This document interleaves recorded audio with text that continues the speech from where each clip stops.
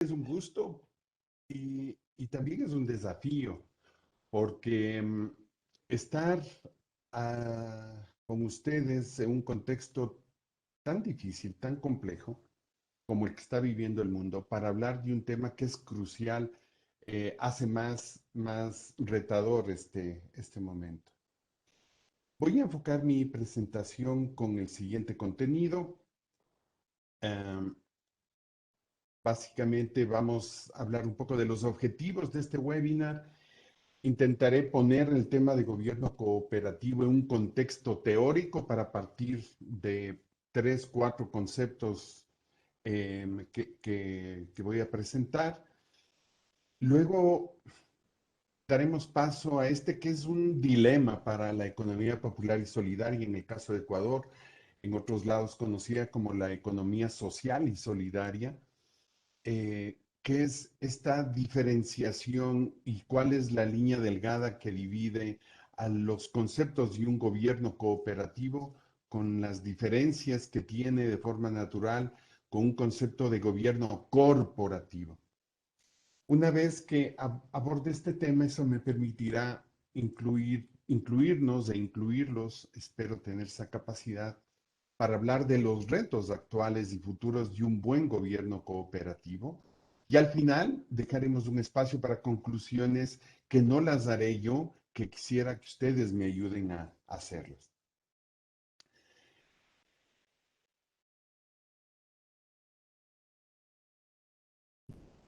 Para avanzar, vamos. Objetivos, entonces. Un objetivo, son cuatro objetivos. El primero, contextualizar los diferentes conceptos de buen gobierno cooperativo para entenderlos desde su esencia. Intentaremos también como objetivo posicionar la importancia diferenciadora del concepto de gobernabilidad en sociedades cooperativas. Sintetizaremos brevemente los roles y responsabilidades de los gobernantes, esto de forma genérica, y finalmente buscaremos identificar cuáles son los principales retos actuales y futuros y cuáles podrían ser las respuestas a esos retos cuando hablamos de un buen gobierno cooperativo y intentaremos al final llegar a algunas conclusiones con ustedes. Entonces, veamos el contexto teórico del gobierno cooperativo. Y traigo acá cuatro conceptos. El primero de la ASI Américas, de la Alianza Cooperativista Internacional, capítulo Américas, que dice que gobernabilidad es aquella capacidad de un sistema sociopolítico para gobernarse a sí mismo. Cuando un sistema está estructurado de modo tal que los actores estratégicos se interrelacionan para tomar decisiones colectivamente y que estas decisiones ayuden a resolver sus conflictos conforme a unas instituciones o reglas de juego previamente marcadas, ahí entonces podemos hablar de gobernabilidad. Como ven, el concepto desarrollado por la ASI busca hablar no tanto del origen etimológico de la palabra gobernabilidad o gobernar, sino más bien de cuándo creemos que una organización tiene una buena gobernabilidad. La COLAC, la Confederación Estimado Latino, Luis, perdón que le interrumpa. No sé si se puede acercar un poquito más a su micrófono, por favor. ahí tal vez, ahí Eh, está mejor, o voy a cambiar de micrófono si me permiten. Eh, Veamos si con esto mejora.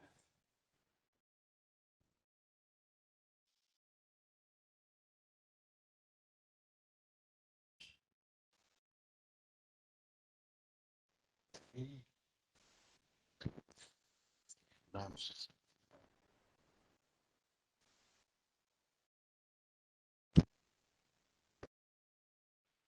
Ahí mejora, Galito. sí, sí, mi estimado Luis. Ok, Sigamos, por favor. muchas gracias. Entonces decía, el segundo concepto que traigo es desarrollado por la COLAC, por la Confederación Latinoamericana, en este caso de cooperativa. Dice que gobierno cooperativo o buena gobernanza es aquel sistema por el cual se toman las mejores decisiones y se cuenta con una estructura adecuada, los puestos y funciones pertinentes en la organización para que estas decisiones se puedan supervisar, implementar y controlar, así como evaluar los riesgos que traen consigo. Para la COLAG, entonces, el concepto de gobernabilidad tiene mucho que ver con esta capacidad de tomar decisiones, que se tomen las decisiones, de poder monitorearlas, controlarlas y evaluar en el camino los riesgos que trae cada una de las decisiones. Veamos dos conceptos adicionales. Uno de Albeiro Monsalve de Colombia, que es parte de la Asociación de Cooperativas. Él nos habla de que es tal vez el componente más difícil de la acción asociativa, teniendo en cuenta la naturaleza de las decisiones democráticas y la práctica de los valores y principios cooperativos. En su concepto de gobernabilidad, yo quiero rescatar fundamentalmente esto. Él nos dice entonces que gobernabilidad se convierte en un desafío, sobre todo en organizaciones, en estas formas de organización social colectiva, donde un socio, una persona socio, un voto. Cómo tomar decisiones democráticas, cómo siempre llevar presentes los valores y los principios cooperativos en la gestión asociativa. El desafío de una buena gobernabilidad para Albeiro Monsalve entonces es tener como faro, como horizonte los principios y valores y que estos sean los que inspiren una toma de decisiones democrática que permita gobernar. Vamos a pasar ahora al concepto desarrollado por Eudes de Freitas Aquino, de Brasil.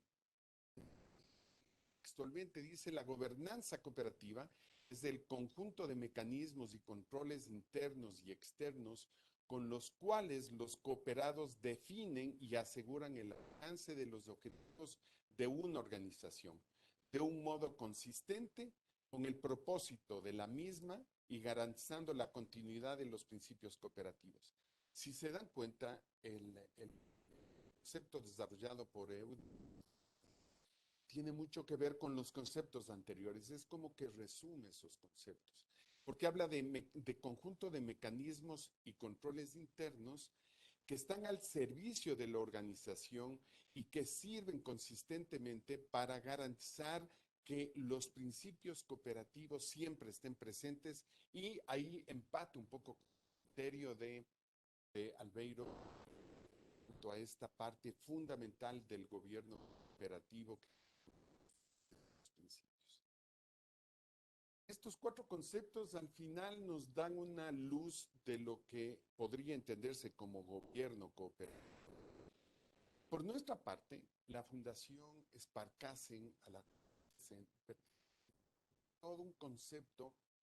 Hicimos un estudio hace unos años atrás de los problemas de gobernabilidad en América Latina en el sector cooperativo en varios Luchito, países. ¿Sí? perdón que le interrumpa nuevamente, pero tenemos el retorno bajo. No sé si podemos aumentar un poquito la voz, por favor, o acercarnos un poco más a su dispositivo porque no lo escuchamos bien. Ok, ahí tal vez. Seguimos igual. Lito. Ahí fue Luchito, por ahí fue. Ah, perfecto. Ok, Ok, ahí estamos bien.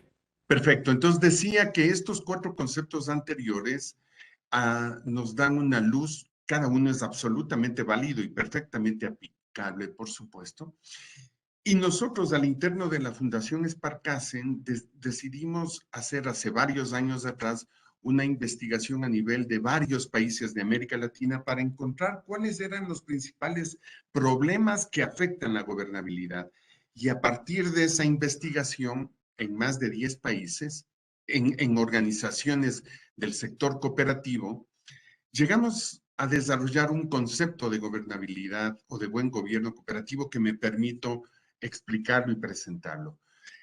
Hablamos nosotros de que un buen gobierno cooperativo es de este sistema de gobernabilidad que se refiere al conjunto de valores, principios, pero también políticas, reglas y órganos que están dedicados a la protección de los intereses de los diferentes actores vinculados a una cooperativa. Si lo resumo nuevamente, entonces, para nosotros es no solo principios y valores, para nosotros también es políticas, reglas, normas, pero además órganos de control dedicados en su conjunto a proteger los intereses de los diferentes actores vinculados a una cooperativa. Aquí pensamos principalmente en las socias y los socios, pero también en las directivas y los directivos, así como en las y los colaboradores y en otros actores como las autoridades, en especial las reguladoras de control y supervisión, que tienen interés en la cooperativa. Para nosotros, el conjunto de estos mecanismos que aseguren que cada uno de estos actores pueda cumplir sus intereses sin afectar a los otros, eso ayuda a tener buena gobernabilidad. Lo voy a explicar con un poco más de forma gráfica. Tenemos en el centro la cooperativa y vamos a ver diferentes actores vinculados a la cooperativa. Por un lado, la Asamblea General, este organismo, la máxima autoridad en la que se juntan todos los socios, las socias de la cooperativa. Tenemos los consejos, por un lado los directivos del Consejo de Administración, los directivos del Consejo de Vigilancia, tenemos el gerente general, tenemos funcionarios y colaboradores y tenemos a socias y socios. Todos integran la cooperativa. La gran pregunta es, ¿los intereses de la asamblea, de los directivos, de las y los colaboradores, de las y los socios, son exactamente los mismos o cada uno tiene intereses diferentes? Posiblemente la respuesta sea sí, hay temas en los que todos tenemos el mismo interés. Estoy convencido que la asamblea, los directivos, el gerente, las y los colaboradores, como las y los socios, tienen el interés de que la cooperativa le vaya bien. Comparten ese interés. Pero más allá de eso, ¿tendrán los socios, tendrán estos diferentes actores intereses propios particulares? Sí, veamos. Por ejemplo, la asamblea tiene un interés colectivo que está por sobre el interés individual. Es esta suma de voluntades, un socio, un voto, que se junta para tomar decisiones colectivamente en favor de la cooperativa. Ahí prima el interés colectivo sobre el interés individual. ¿Qué interés tienen los directivos del Consejo de Administración? Ellos son nombrados por la asamblea y tienen por lo tanto, el encargo del poder. Se les da un poder para tomar decisiones estratégicas a nombre de todas y de todos. Por lo tanto, el interés de ellos ya es un poco distinto al interés específico de la asamblea. En el ejercicio de ese poder, tienen que velar por la buena toma de decisiones. Ese es su principal interés, pero está integrado además por directivos, individuos, mujeres y hombres que fueron nombrados en asamblea para integrar el Consejo de Administración. ¿El interés de cada uno de ellos será exactamente el mismo? Posiblemente sí en muchos temas, pero a lo mejor también hay intereses propios, individuales, legítimos, no necesariamente intereses perversos o malos, no, legítimos. Lo mismo pasa con los directivos del Consejo de Vigilancia. El rol del Consejo de Vigilancia es diferente al rol del Consejo de Administración y por lo tanto el interés de los directivos, las directivas que integran el Consejo de Vigilancia, también es distinto al rol y a los intereses de los directivos del Consejo de Administración. Mientras los del Consejo de Administración planifican y aseguran que se hagan cosas, los directivos del Consejo de Administración vigilan, supervisan que lo que hacen los otros esté enmarcado en un marco legal. Sus roles y responsabilidades son distintas y Consecuentemente, también su interés, en este caso, basado en el poder, pero ya no en el poder para administrar, sino en el poder para controlar y para exigir la rendición de cuentas. El poder del gerente es distinto. No es como el del Consejo de Administración, ni del Consejo de Vigilancia, ni tampoco el de la Asamblea. Él tiene un interés basado en el liderazgo individual. Yo gerente, tengo que liderar esto y cumplir el encargo y el mandato que la Asamblea dio a los consejos para que podamos llevar al frente a la cooperativa. Mi interés es individual, pero además tengo intereses humanos absolutamente legítimos como gerente. A diferencia de los directivos que no tienen un sueldo, él tiene un sueldo, entonces su interés es que le paguen bien.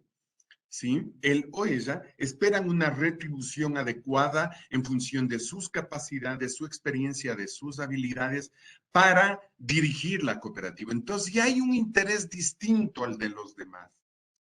Los colaboradores, las colaboradoras, también tienen el interés que comparten todos de que la cooperativa le vaya bien, de que crezca, de que atienda bien a sus socias, socios, de que cumpla los mandatos y la normatividad, etcétera. Pero ellos tienen intereses particulares, propios como empleadas o colaboradores. Intereses de estabilidad, un contrato de trabajo, beneficios laborales, bonos, premios por cumplimiento de metas, horarios adecuados, pago de horas extras, etcétera. Ellos, actores fundamentales de la vida de la cooperativa, tienen intereses distintos a los demás. Y por último, lo más importante, no por ser al último, pero lo más importante, las socias y los socios. Igual coinciden con todos en su interés de que a nuestra cooperativa le vaya bien, pero ellos están esperando otras cosas que no esperan los colaboradores, ni el gerente, ni los directivos. ¿Qué intereses tienen los socios? Un interés legítimo de que me paguen, por ejemplo, si fueran socios de una cooperativa de ahorro y crédito, buscarían que les paguen más intereses por los ahorros y que le cobren menos intereses por los créditos que toman o que se les otorga. Si es una cooperativa de producción, los socios estarán esperando que me paguen, que la cooperativa pague más por el producto que yo genero y que me pague a un buen precio. Y ese interés es absolutamente legítimo, no va en contra de la cooperativa, pero si ese interés es superior que el de los otros, posiblemente sí genere problemas. Entonces, como vemos, los diferentes actores unidos por un interés común o varios intereses comunes, también tienen intereses particulares que pueden poner en riesgo la gobernabilidad. ¿Qué pasa si en esta cooperativa que nos imaginamos de cualquier rubro de la producción, distribución, consumo o una de ahorro y crédito, una cooperativa financiera, qué pasa si en esta cooperativa que nos estamos imaginando, el gerente quiera imponer sus intereses? Él quiere ganar muy bien, ¿sí? Por encima de cualquier cosa. Y eso pone en riesgo la estabilidad de la cooperativa, genera conflictos con los directivos, etcétera. Pero es su interés legítimo. Y del otro lado, un directivo, por ejemplo, la presidenta del Consejo de Administración, más bien exigiéndole al gerente que cumpla el presupuesto, el plan, el programa y que en función de los resultados podrá verse recién si se le incrementa el sueldo. Y a lo mejor ahí hay conflictos. La asamblea tomando decisiones, por un lado, el consejo de administración con el reto de aterrizar esas decisiones de la asamblea y a veces no lo logra, y dentro del consejo también posiciones e intereses diferentes.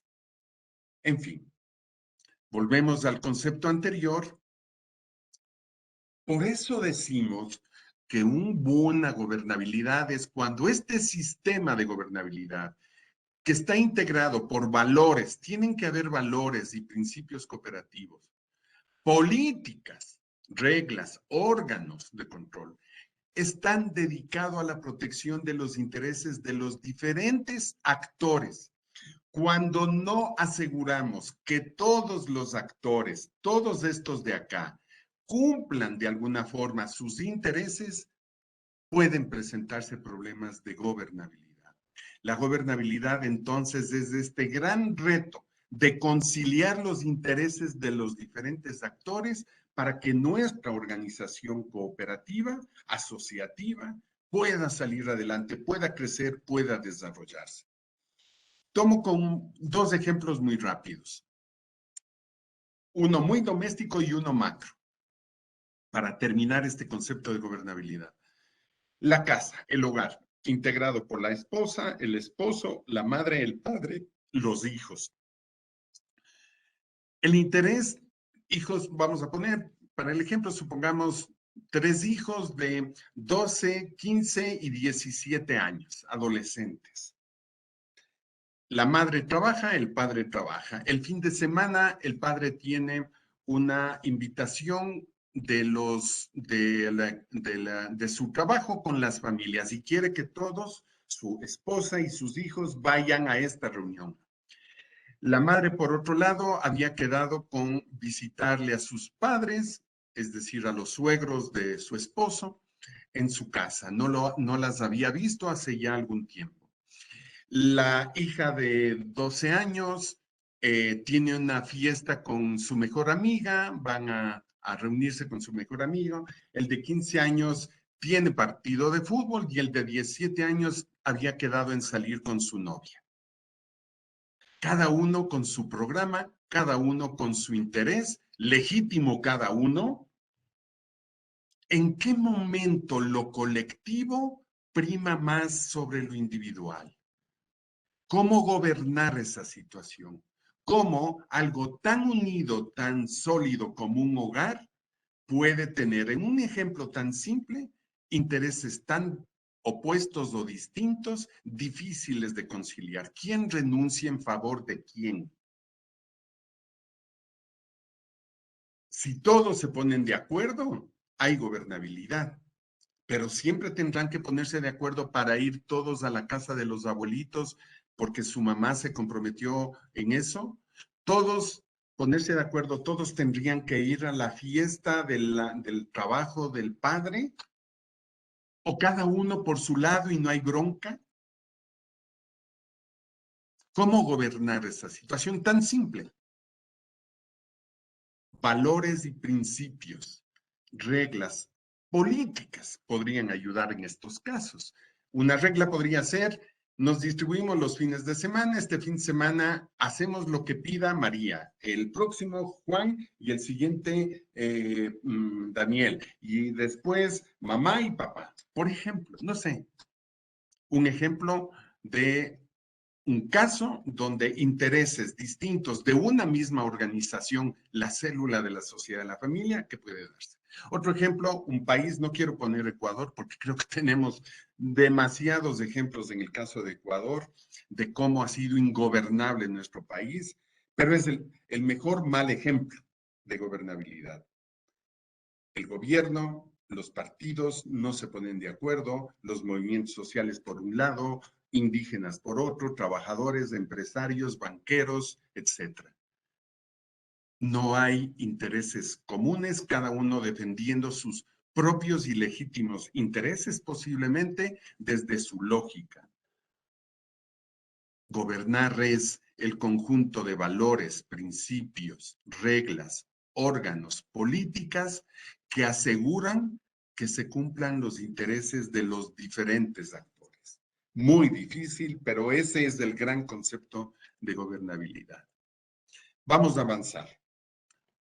Ahora veamos en qué este concepto de gobernabilidad se difiere del concepto de gobierno cooperativo. Partamos de una primera gran pregunta. Quiero hacer un paréntesis nada más para preguntarle, Galito, ¿se está escuchando bien? Perfecto, estimado Luchito. Muy bien, gracias. Ok, entonces, partamos este tercer punto con estas dos preguntas. ¿Por qué la gobernabilidad es especialmente importante en el sector cooperativo? No quiere decir que en el sector corporativo no lo sea, pero ¿por qué en el sector cooperativo es especialmente importante? ¿Hay diferencias entre la gobernabilidad de una cooperativa respecto de la gobernabilidad de una corporación? Quisiera ahí ver si es que alguien desea intervenir. ¿Es posible, Galito, o más bien al final? Al final, Ok. estimado Luis. Pregunto nuevamente, ¿por qué la gobernabilidad es especialmente importante en el sector cooperativo y si hay diferencias entre la gobernabilidad en una cooperativa respecto de la gobernabilidad en una corporación? Veamos. Tenemos de un lado de la pantalla las corporaciones, que son, recuerden, una corporación es una empresa privada, ¿sí? Que es una sociedad de capital. La sociedad, el capital social se integra con aportaciones de accionistas que son diferenciadas. Siendo sociedad de capital, tiene sus propias particularidades en cuanto al gobierno. Y del otro lado tenemos las sociedades cooperativas, que son sociedades de personas, no son sociedades de capital, a pesar de que la sociedad de personas, llamada cooperativa o asociación mutualista, tiene aportaciones de capital, en esencia es sociedad de personas, porque en una cooperativa un socio, una socia es igual a un voto. A diferencia que en las sociedades de capital, no importa cuántas socias, socios sean, normalmente son pocos socios, pero el que toma las decisiones tiene más votos, el que tiene más capital.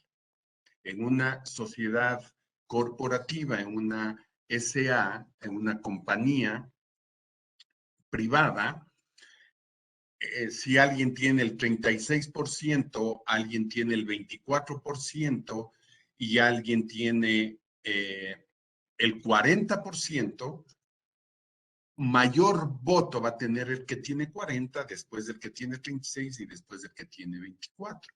O en una sociedad de dos accionistas donde el uno tenga el 51% y el otro el 49%, siempre la decisión final tendrá el que tiene más capital. Por eso es sociedades de capital, a diferencia de las sociedades cooperativas como las de ustedes, como las nuestras, que son sociedades de personas, porque puedo tener yo en mi cooperativa de ahorro y crédito, pongo como ejemplo, puedo tener $10,000 de ahorro, mientras mi vecina tiene $1,000 de ahorro. Los dos vamos a la asamblea y los dos votamos y yo tengo un voto y mi vecina tiene un voto.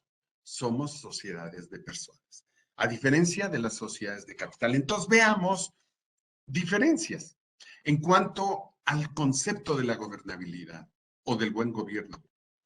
En cuanto a la misión, por un lado, las sociedades de capital son sociedades con fines de lucro.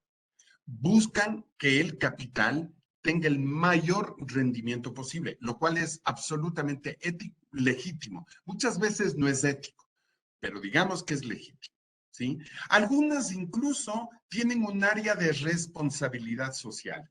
Ustedes han visto empresa socialmente responsable porque ahí algo de los excedentes destinan a programas para cuidar el medio ambiente, tienen ciertas políticas y procedimientos que ayudan a que el entorno, la comunidad sean más, vivan mejor posiblemente. Hay muchas organizaciones que tienen fundaciones y hacen obras de caridad y así cumplen esta parte de responsabilidad social.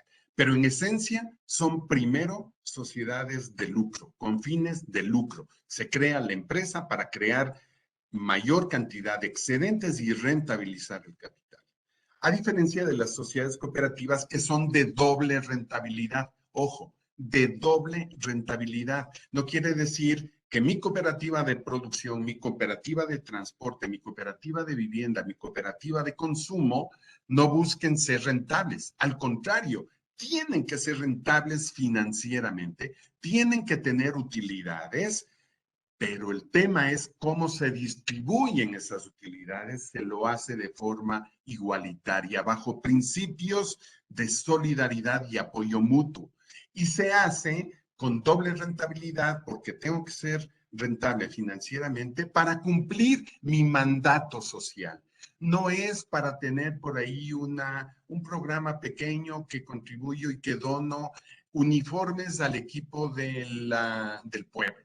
Hay camisetas. No, la cooperativa tiene otra responsabilidad, valores y principios que orientan su misión, que son muy distintos a las empresas de capital.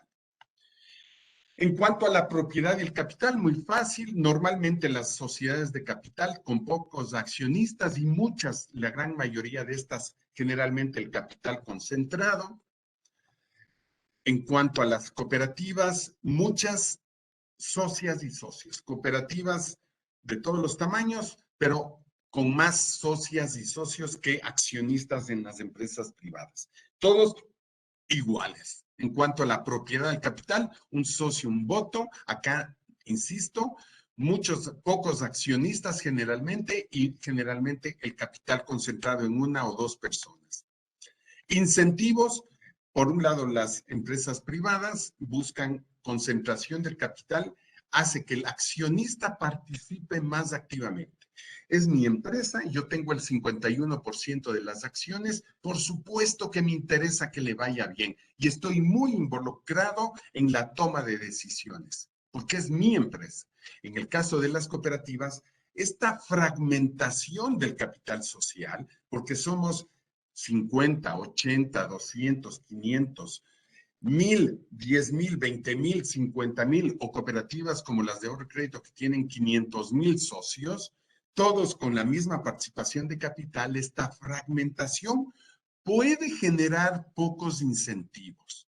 A mí me interesa la cooperativa porque puedo vender mi producto o puedo comprar productos a menor precio, o si es una de ahorro y crédito, porque puedo tomar créditos con una tasa especial y por mis ahorros me pagan un interés, ya.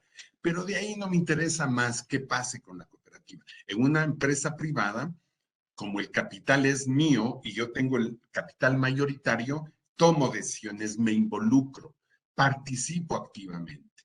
En el caso de las cooperativas, el gran desafío es cómo lograr que el socio, la socia participe activamente en la vida de la cooperativa y eso solo se logra con educación cooperativa.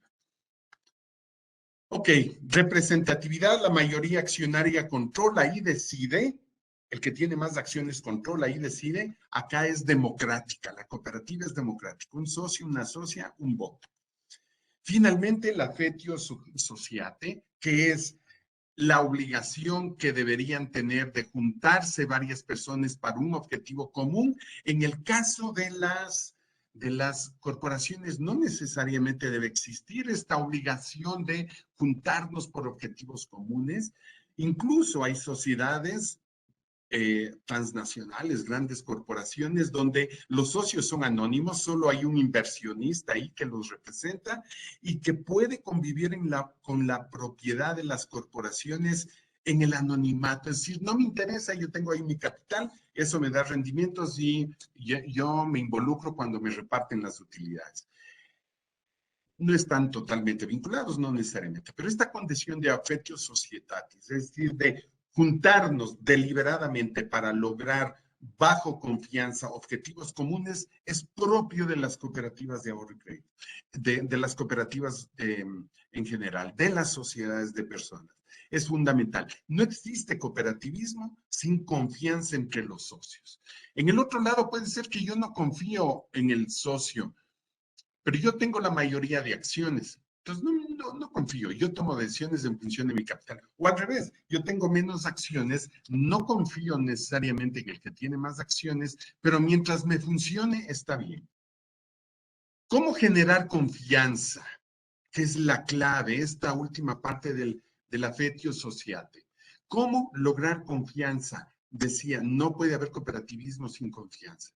La confianza en una cooperativa se da de dos fuentes. Por un lado, la coherencia institucional y por otro lado, la aptitud institucional.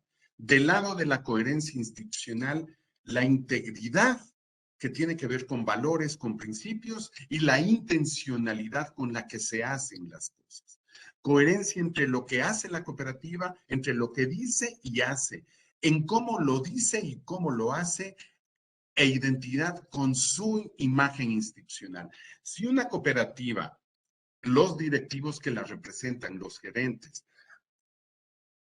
hacen lo que la asamblea decidió, hablan como la asamblea quisiera que hablen en representación de todos y hacen, hay una coherencia entre lo que se dice y lo que se hace, genera confianza en los demás.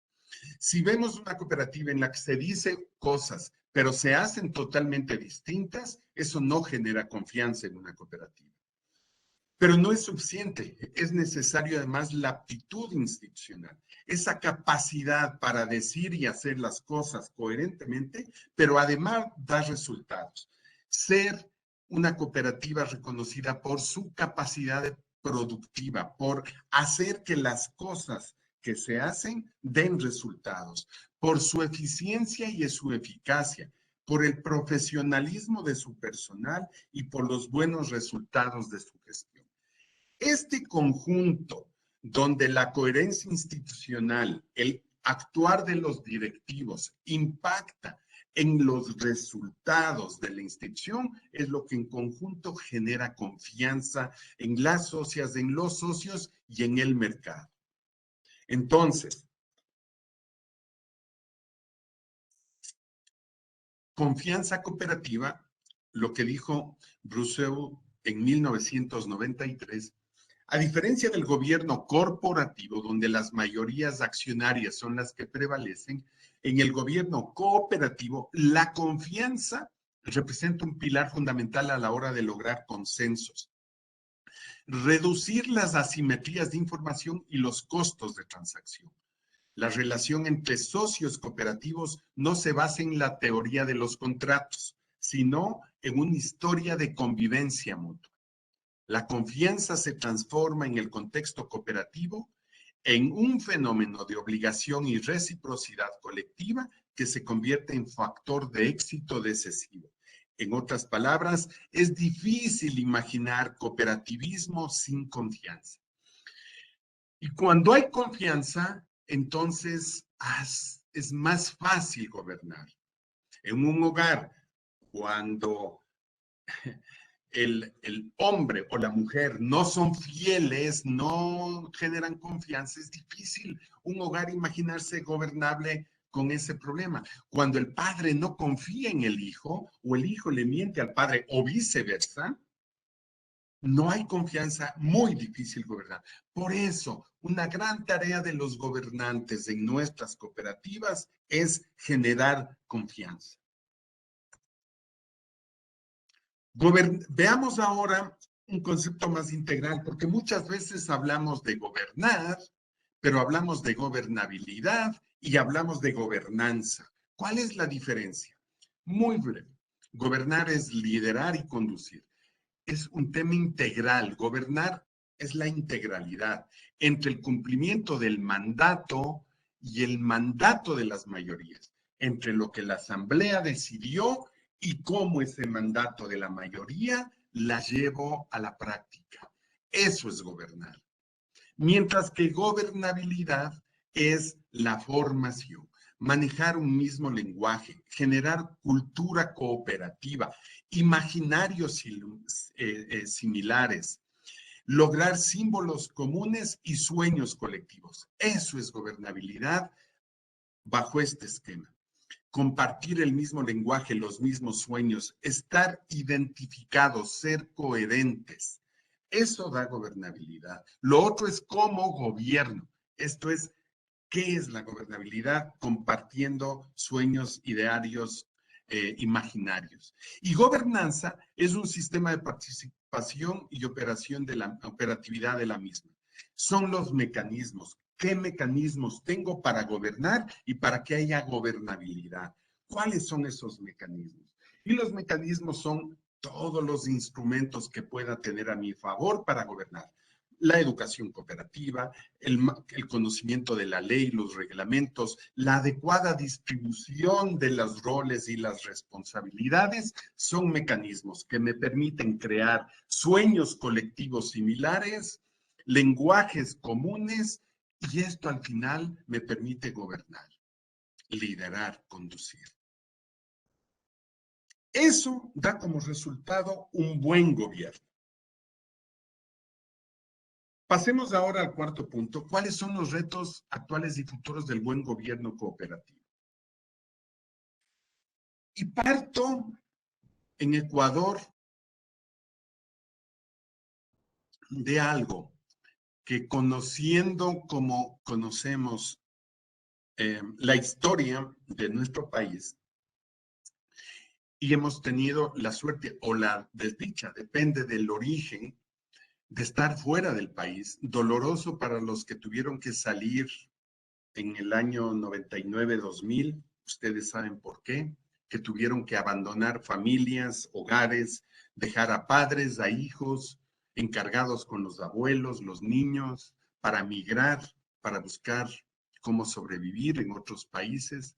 Otros que han tenido o hemos tenido la fortuna de salir por razones profesionales, pero para nosotros, los que estamos fuera del país, tener una constitución que tenga este artículo es motivo de orgullo y es motivo de ejemplo. Yo estoy acá en México ya por varios años y créanse que acá en México quisieran las y los cooperativistas tener un artículo como este, que dice en nuestra constitución en el Ecuador, el artículo 283, el sistema económico es social y solidario. Reconoce al ser humano como sujeto y fin. Propende a una relación dinámica y equilibrada entre sociedad, Estado y mercado en armonía con la naturaleza. Y tiene por objetivo garantizar la producción y reproducción de las condiciones materiales e inmateriales que posibiliten el buen vivir. No sé si lo han leído con detenimiento, pero tiene una riqueza tal este artículo que habla del imaginario común, el buen vivir, que todos vivamos bien, que no haya tanta desigualdad, que no haya 5 familias dueñas de más del 50% de lo que más de 7 millones de pobres tienen. Dicho de otras palabras, si sumamos el patrimonio de 7 millones de ecuatorianos, es menor al patrimonio que tienen 5 familias. Este artículo habla de un sistema económico social y solidario, sin esas asimetrías, en armonía con la naturaleza, para asegurar la producción y reproducción, dice, de las condiciones materiales e inmateriales que posibiliten el buen vivir. No excluye a nadie, pone al centro al ser humano como sujeto y fin. Y a continuación dice, el sistema económico se integrará por las formas de organización económica pública, privada, mixta, popular y solidaria. Visibiliza a la economía popular y solidaria como parte fundamental de esta integración para tener un sistema económico, social y solidario. Y lo pone a la misma altura de la economía pública, privada y mixta. La economía popular y solidaria se regulará de acuerdo con la ley y incluirá los sectores cooperativistas, asociativos y comunitarios. un gran artículo. Ahora, ¿este artículo no sirve de nada? Sí, autoridades, colectivos, organizaciones no hacen que se lleve a la práctica. La LOEPS, artículo primero, definición. Para efectos de la presente ley se entiende por economía popular y solidaria a la forma de organización económica donde los integrantes individual o colectivamente organizan y desarrollan procesos de producción, intercambio, comercialización, financiamiento y consumo de bienes y servicios para satisfacer necesidades y generar ingresos, basadas en relaciones, ojo, basadas en relaciones de solidaridad, cooperación y reciprocidad. Es decir, organizarnos y desarrollar procesos de producción, intercambio, comercialización, financiamiento y consumo, que es lo que hacen sus organizaciones, cada una en lo que le corresponde, para producir bienes y servicios que satisfagan necesidades y generen ingresos.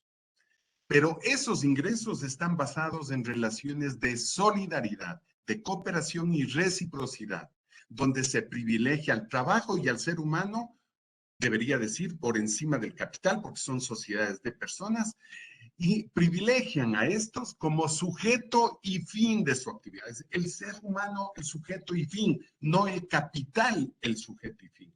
Y están orientadas al buen vivir en armonía con la naturaleza. Es decir, la LOEPS en su artículo primero recoge el 283 de la Constitución y lo aterriza ya a nuestras organizaciones.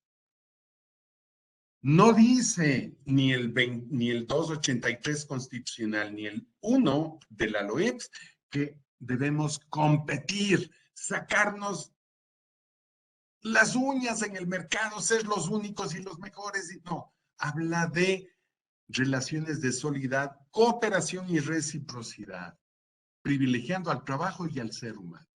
Ok. Competir o cooperar, un desafío. Nuestra cooperativa tiene que competir porque hay un mercado, sí, pero eso es lo que tiene que marcar nuestro norte. Para poder gobernar una cooperativa tenemos que ser súper competitivos o tenemos que saber cooperar. ¿Mi cooperativa es primero o mi comunidad es primero? ¿Es lo individual lo que debe prevalecer o es lo colectivo? ¿Qué debo buscar? ¿Rentabilidad social o rentabilidad económica si soy una cooperativa? Y así los directivos, ustedes seguramente tienen muchas preguntas y muchas sin resolver. Les aconsejo que estas preguntas las respondan con el artículo 283 constitucional y el artículo 1 de la LOEPS. Ahí están las respuestas a muchísimas de estas preguntas. Cuando nosotros hicimos el estudio en América Latina en 10 países con más de 3,000 cooperativas de diferentes tipos, al final definimos 7 grandes pecados que afectan la gobernabilidad. Ausencia de visión común, que significa la asamblea dice que tenemos que ir para acá, el consejo de administración para allá, el consejo de vigilancia vigila, pero no dice para dónde, no le corresponde, el gerente cree que hay que ir para atrás y los empleados nos involucran, los socios están divididos. No hay ausencia común. Lo primero que tenemos que hacer en la cooperativa para que haya buena gobernabilidad es definir hacia dónde va la cooperativa, tener una visión compartida.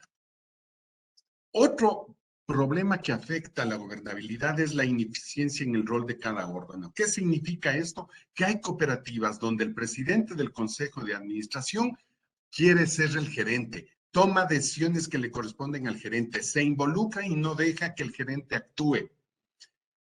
O a la inversa, hay organizaciones, y conozco en Ecuador muchas, donde el gerente, que es el que tiene más formación, donde sí fue a la universidad, no sé, los directivos a lo mejor son campesinos, imaginémonos una cooperativa pequeña de producción agropecuaria, pero el gerente fue contratado y entonces él tiene más conocimientos técnicos y abusa de ese conocimiento para tomar decisiones que no le corresponden, asumiendo roles de directivo. Esa es una ineficiencia en el rol de cada órgano. El desconocimiento de las leyes y reglamentos hace que cometamos muchos errores que provocan ingobernabilidad.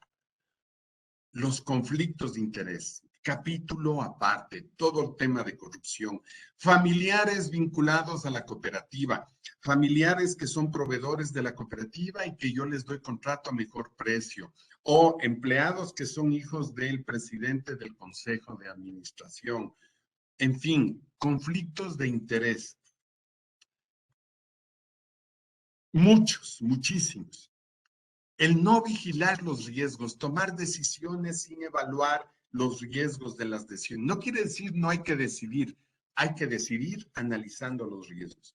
Tener una organización sin control interno también provoca que haya problemas de gobernabilidad. Y por último, falta de cooperación y liderazgos autocráticos.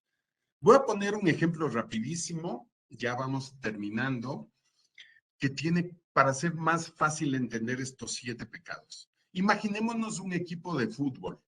No voy a dar nombres de equipos de fútbol de Ecuador porque no quiero herir susceptibilidades. Yo le voy a la liguita, no sé ustedes a cuál le vaya, pero imaginémonos un equipo de fútbol.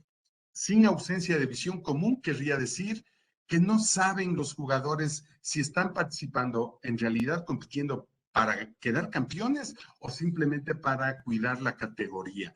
Si no saben si es importantísimo acumular puntos o no tanto, no tener una visión común. O que el entrenador diga, vamos a salir a jugar de esta forma y los jugadores cada uno se va por su lado. Eso es ingobernable. Un equipo de fútbol con ineficiencia en el rol de cada órgano sería que el arquero juega como centro delantero y el defensa juega de puntero y el mediocampista de arquero. Nadie cumple su rol y su responsabilidad. Ingobernable ese equipo. No conoce las leyes y reglamentos, comete faltas, toma el balón con la mano, comete faltas que están prohibidas. Conflictos de interés.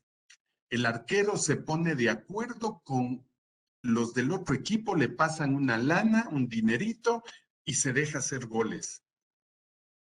No se vigilan los riesgos, los jugadores no se cuidan, la noche anterior al partido están pegándose las cervezas, etc. No hay control interno. Llegan a entrenar a la hora que les da la gana, a la hora del partido llegan con 5 minutos atrasados, el uno ni siquiera trajo la ropa, etcétera, etcétera.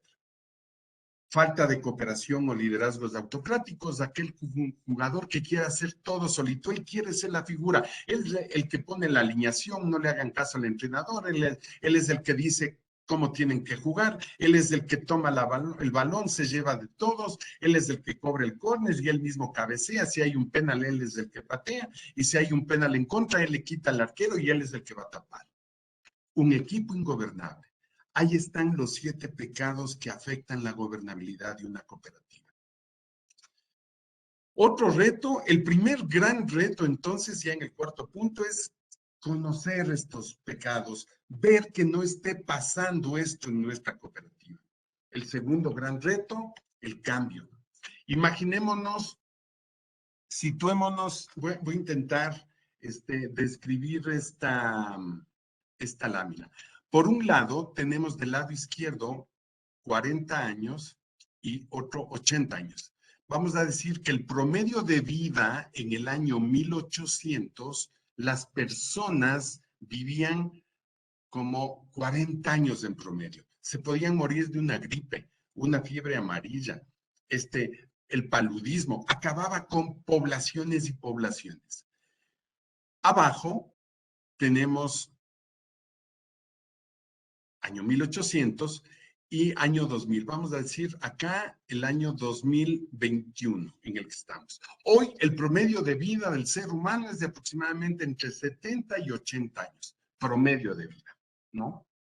¿Por qué se logró Si en 1800 el promedio era de 40 años de vida y en el 2021 es de 80 años, ¿qué es lo que hizo que esto pudiera duplicarse, prolongar la vida? ¿Qué es lo que hizo? En la línea de abajo vemos estos círculos que representan los cambios que ha tomado la humanidad en aspectos tecnológicos de diferente índole, ¿sí?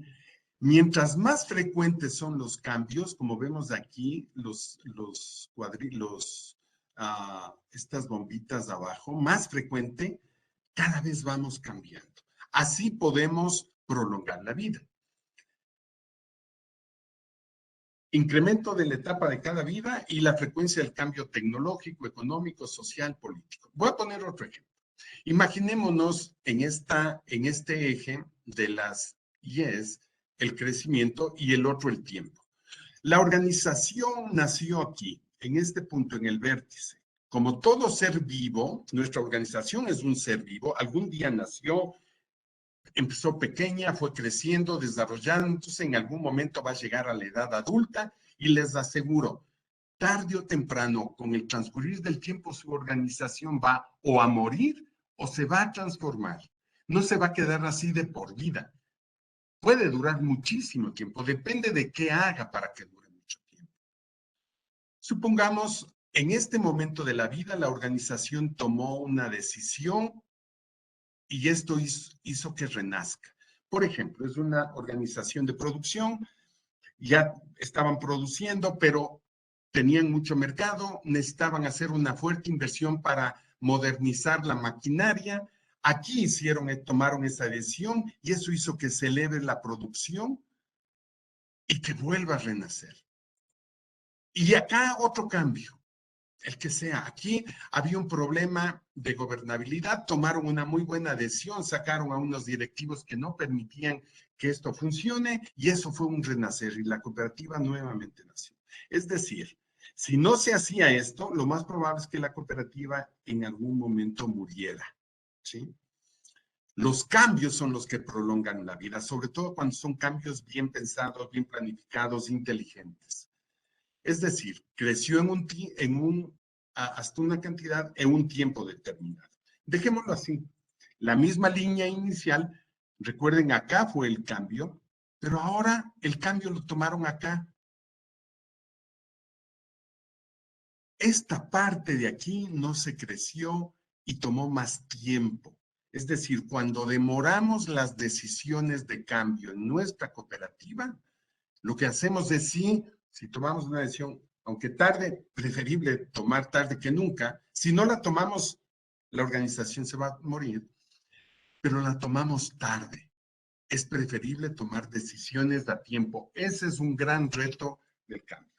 Y el otro, estamos terminando, el otro gran reto es alinear y consolidar la visión cooperativa. Imaginémonos que el fondo gris es nuestra organización y las flechas son los diferentes actores. Por aquí está el Consejo de Vigilancia, por aquí el de Administración, por acá está el gerente, acá están los empleados y los socios andan por acá. ¿Qué podríamos decir? Que esta es una cooperativa poco alineada y que no tiene una visión. ¿Hacia dónde va la cooperativa? No sabemos hacia dónde va y el equipo está totalmente desalineado. Veamos la siguiente gráfica. Aquí, la cooperativa, que es lo gris oscuro, ya tiene un norte, ya tiene un rumbo, pero esa visión no es compartida. Siguen los directivos por aquí, los empleados por acá, el gerente por un lado, los socios por otro lado. Ya hay una visión, ya se definió en asamblea hacia dónde tiene que ir la cooperativa, pero no nos ponemos de acuerdo todavía. Y la tercera lámina es la visión compartida y un equipo alineado. Ya existe una visión y todos estamos alineados a esa visión.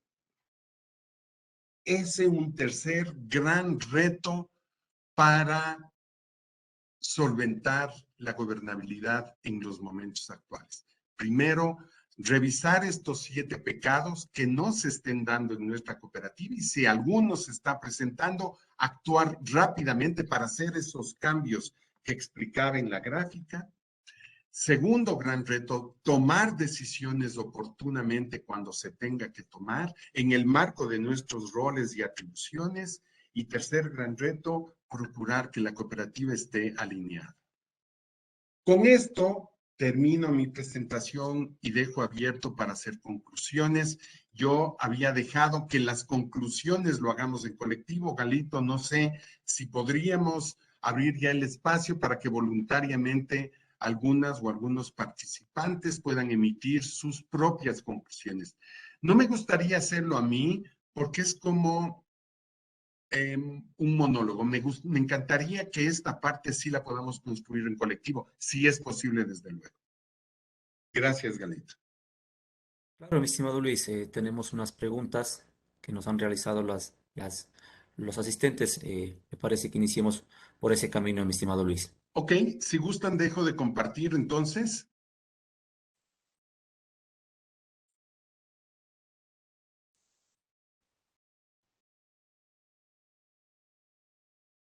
Ahí creo que dejé de compartir, ¿verdad? Así es. Ok.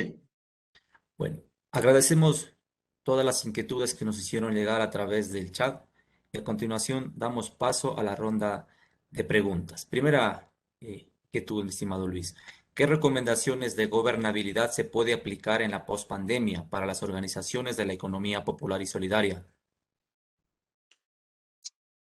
No podría ser más oportuna y más contundente la pregunta, ¿no?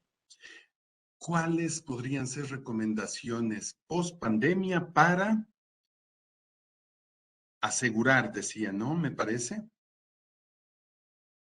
Le repito, estimado Luis, ¿qué recomendaciones de gobernabilidad se puede aplicar en la pospandemia para las organizaciones de la economía popular y solidaria? Ya. A ver, hay una respuesta única, les aseguro, y vamos a hacer la prueba eh, para responder a todas con la misma respuesta. Y es artículo 283 y artículo 1 de la LOEX, 283 constitucional y 1 de la LOEX. Créanse, hagan esa misma pregunta, yo voy a responder, voy a añadir otros elementos, pero les aseguro que si esa pregunta la respondemos con leyendo el artículo 43, creo que ahí están las grandes líneas de acción que deberíamos implementar. Bueno, la pandemia vino a transformar el mundo. Y para las organizaciones de economía popular y solidaria hay un gran tema ahí. A diferencia de otro tipo de organizaciones, las organizaciones de economía popular y solidaria son colectivos, son comunidad, son grupo de personas unidas bajo mismos objetivos, consideradas con mismos objetivos, con una forma de organización social distinta, donde la toma de decisiones es colectiva y es democrática. Es decir, algo que caracteriza a las organizaciones de la economía popular y solidaria es lo colectivo. La pandemia vino a transformarnos y a meternos en lo individual, es decir, aislamiento colectivo, que es romper con la posibilidad de juntarnos, de reunirnos, y por otro lado, resolver problemas propios sin salir. Por decirlo en grandes temas. ¿Qué aprendimos de esto? Aprendimos uno, que lo que estábamos haciendo en el mundo no estaba en armonía con la naturaleza. Estábamos acabándonos y nos seguimos acabando con la naturaleza. Las organizaciones de la economía popular y solidaria tienen el mandato constitucional y en la ley de hacer la producción, distribución y consumo de bienes y servicios, colocando al ser humano en el centro como sujeto y fin, en armonía con la naturaleza. Retomemos como organizaciones en lo que nos corresponda, revisar nuestros procesos, nuestras políticas que atenten contra la naturaleza. Hay algunas que sí podemos revisar. El consumo de bienes y servicios. Seamos más eficientes en lo que utilizamos. La pandemia nos enseñó eso. Nos enseñó a comunicarnos de formas distintas, diferentes.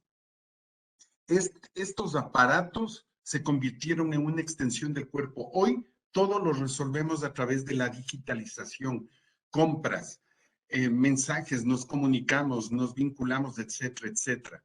Pero en lo individual, un gran reto para el sector cooperativo y para las organizaciones de economía popular y solidaria, digitalizarse para generar comunidad, no digitalizarse para ser el teléfono y yo. No, digitalicémonos en comunidad. Una gran lección que nos dejó la pandemia y que nos está dejando, como lo dice el 283, un sistema económico, social y solidario. Cuando hablamos de sistemas económicos, sociales y solidarios, estamos hablando de un Estado robusto que asegure derechos a los ciudadanos. El derecho al acceso a la salud para todas y para todos, en las mismas condiciones. Un derecho a la salud que la pandemia evidenció que se desmontó, que se destruyó, que no se cumplió el mandato constitucional. Y ahí tenemos personas muriéndose en la calle. La economía popular y solidaria tiene que convertirse en un espacio para este tipo de reflexiones. Mucho que hacer y mucho que decir en un contexto de pandemia.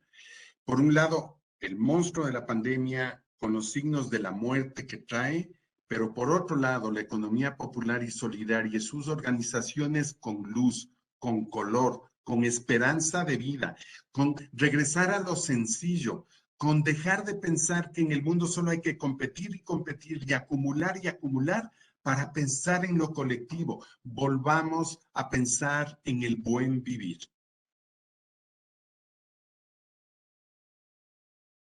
Perfecto, estimado Luis. Continuamos con una segunda inquietud de parte de nuestros participantes.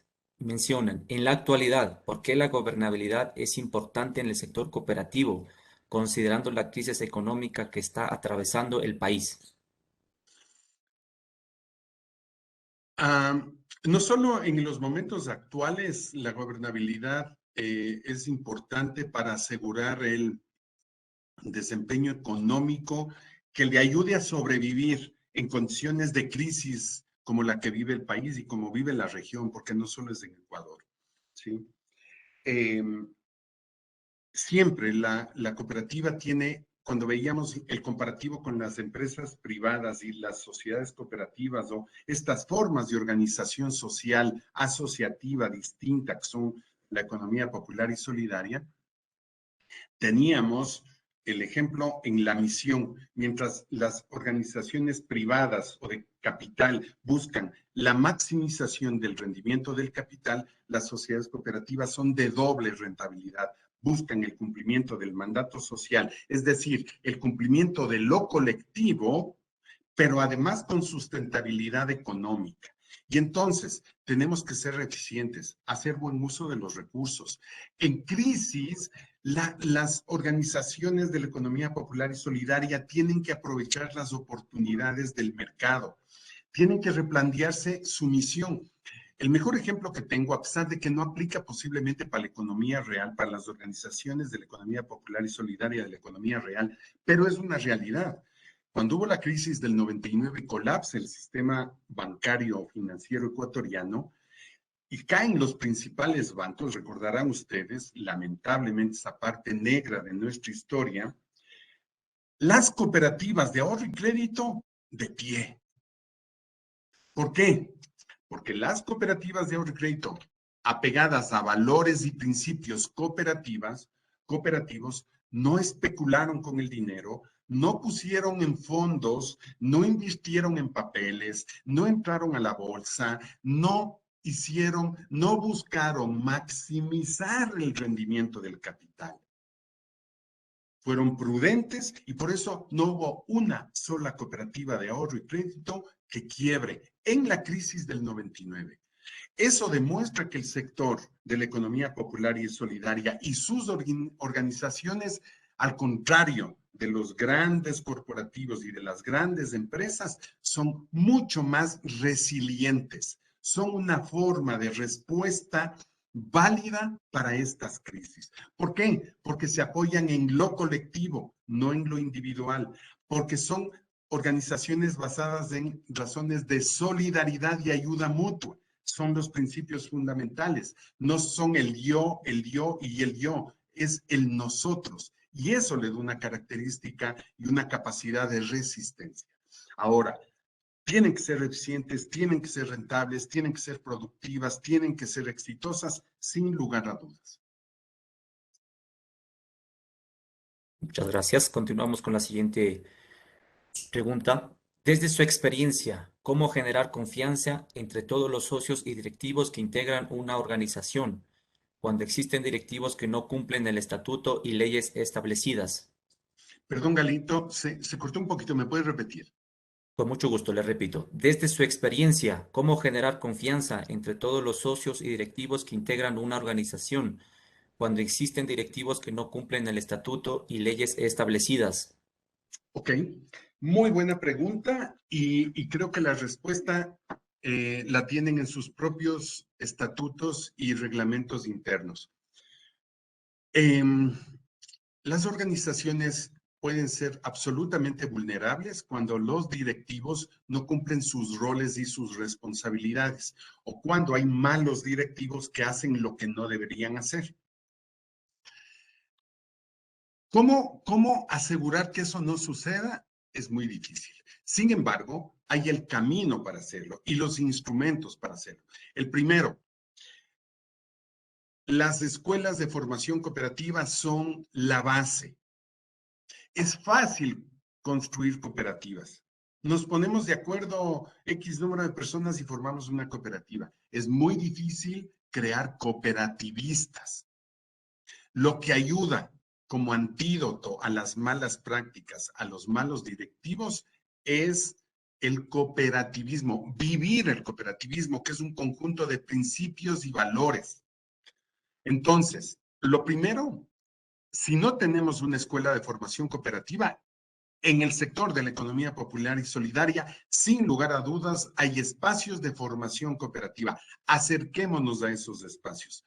Busquemos programas de formación de directivos. No elijamos en asamblea como suele ser cuando hay la reunión de padres de familia y hay que nombrar la directiva y uno está así, cruzando los dedos, agachando la cabeza, que no me vayan a nombrar, que no vayan a decir, el papá del niño pro año que sea el vocal y uno sufriendo sin querer ser directivo. Muchas veces en las asambleas, cuando nombramos directivos, hacemos eso. Que sea la señora Juanita y la señora Juanita no quiere ser directiva. Tenemos que formar en las escuelas de cooperativismo a los directivos que entren antes de ser elegidos a programas de directivos para que entren empapados, que se sometan al voto popular de la asamblea, al voto democrático, y si son elegidos ya tienen el conocimiento. Pero además, el cumplimiento de los estatutos y el rol fundamental que tiene que tomar el órgano de control directivo, que es el Consejo de Vigilancia.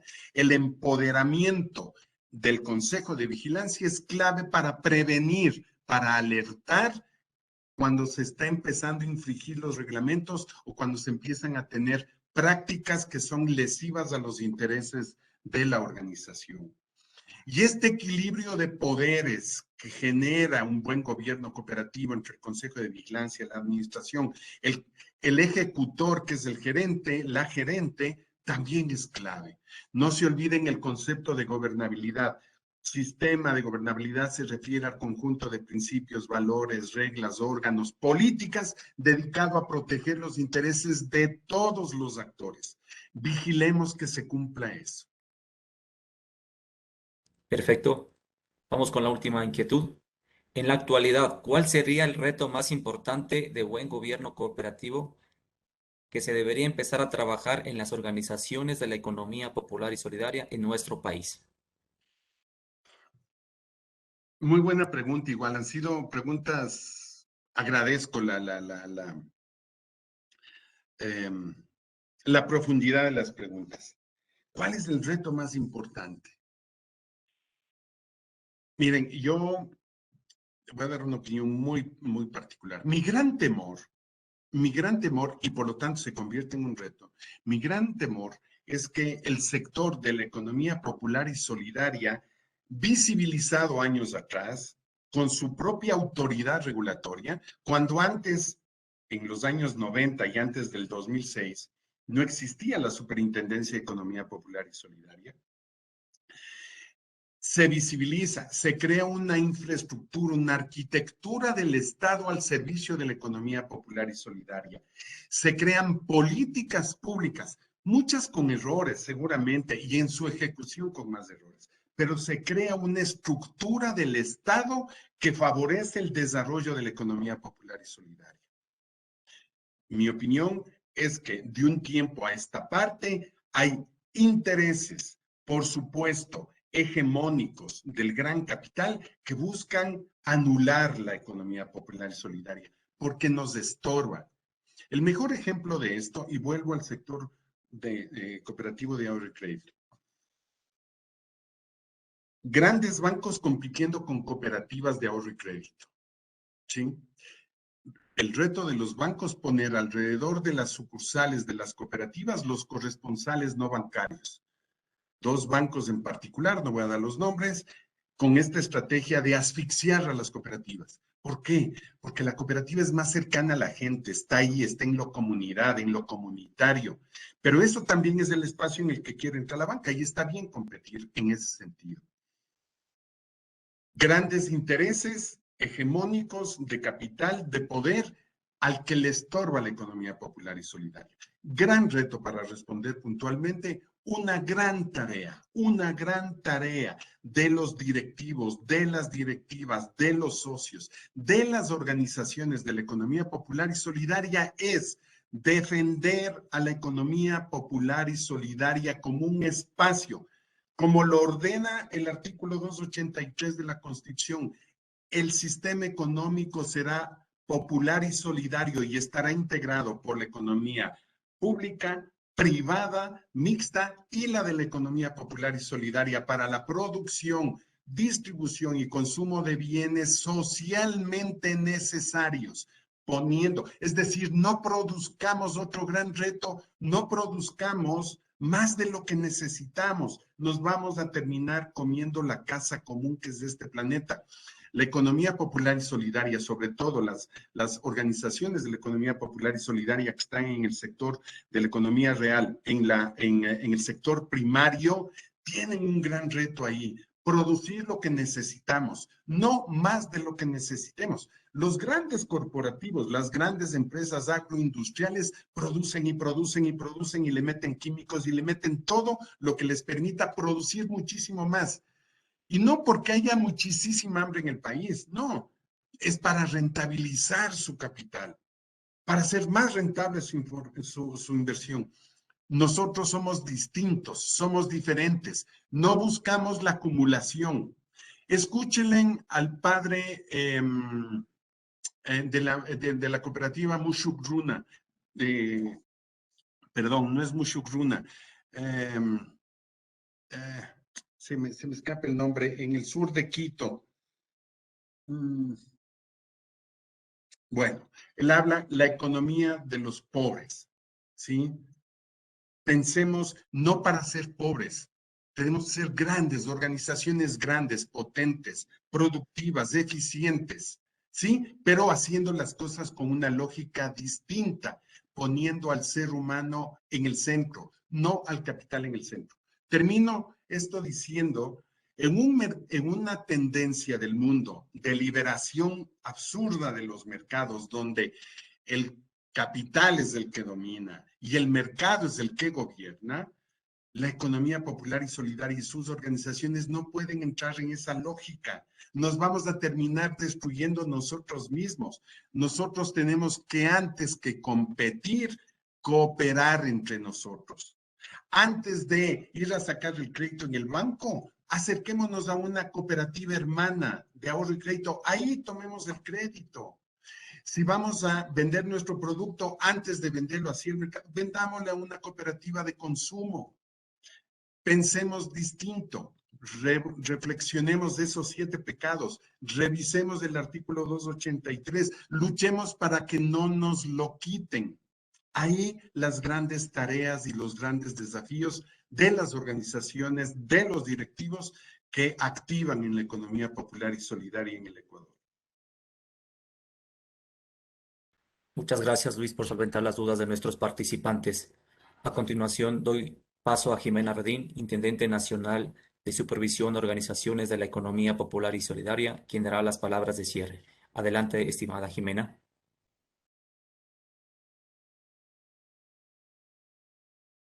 Muy buenos días. Carlos, ¿me confirma si me escuchan, por favor? Perfecto, mi estimada Jimena. Como bien lo ha señalado Luis en su exposición, la economía popular y solidaria implica trabajar en base de principios como solidaridad, cooperación y reciprocidad.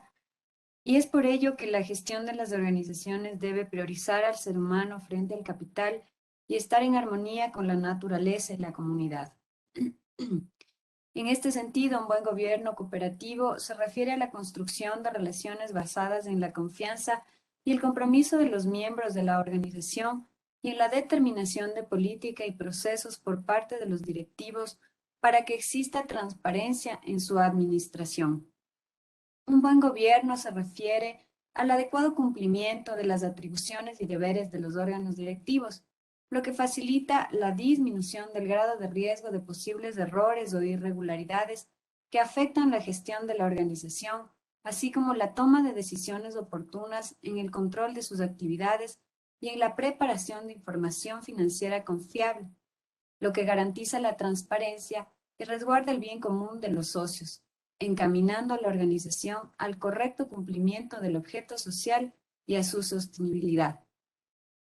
Es grato para mí, a nombre de esta superintendencia, agradecer la participación del economista Luis Proaño Guillén, quien ha aportado con esta capacitación al desarrollo de las 10º jornadas de la economía popular y solidaria. Finalmente, y a modo de conclusión, voy a resaltar algunos de los temas más relevantes tratados esta mañana por Luis. Un adecuado gobierno cooperativo contribuye al desarrollo y sostenibilidad de la organización en el tiempo. La gobernabilidad debe fundamentarse en la autogestión para garantizar los derechos económicos y los intereses de sus miembros y de todas las personas vinculadas a su gestión, y de esta manera fomentar el desarrollo social de la comunidad. El buen gobierno es una herramienta que coayuda a todos los directivos guíen de manera adecuada la administración de la organización bajo los principios del cooperativismo. Un buen gobierno cooperativo permite que las organizaciones logren una adecuada administración generada por el compromiso y responsabilidad de los socios y asociados, junto con el cumplimiento de los deberes y atribuciones de cada uno de los órganos que conforman la organización, partiendo desde un trato equitativo en la toma de decisiones. Muchísimas gracias a Luis y para todos una excelente jornada. Muchas Muchísimas gracias. gracias a todas, a todos. Cuídense mucho. Un gusto. Muchas gracias, estimada Jimena, estimado Luis. Agradecemos a nuestro capacitador que nos presentó el tema gobierno corporativo, el cumplimiento de las atribuciones y deberes de órganos directivos. Agradecemos también a los asistentes por su interés y participación activa.